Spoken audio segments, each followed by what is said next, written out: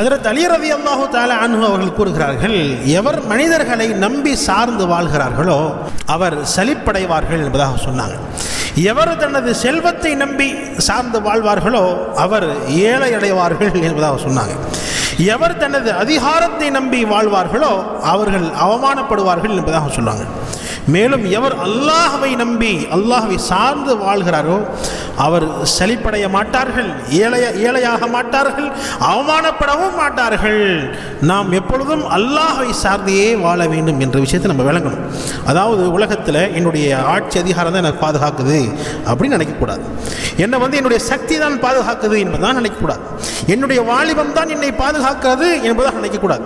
என்னுடைய வியாபாரம் தான் என்னை வாழ வைக்கிறது என்பதாகவும் நினைக்கக்கூடாது.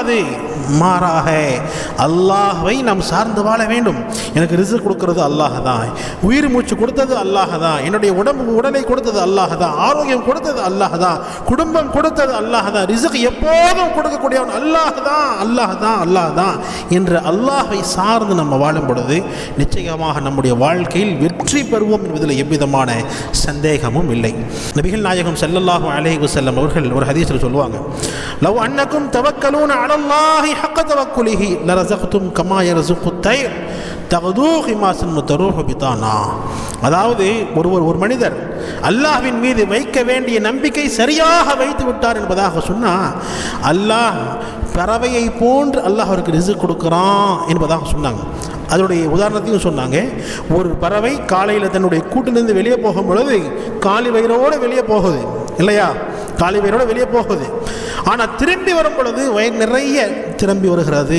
அது போன்று நீங்கள் அல்லாஹ்வின் மீது சரியான நம்பிக்கை வைத்தால் அல்லாஹ் உங்களுக்கு அந்த பறவைகளை போன்று ரிஸ்க் அளிப்பான் என்பதாக ரசூல் ஸல்லல்லாஹு அலைஹி வஸல்லம் அவர்கள் சொன்னார்கள். எனவே நாம் அல்லாஹ்வின் மீது முழுமையாக சரியாக நம்பிக்கை வைக்க வேண்டும்.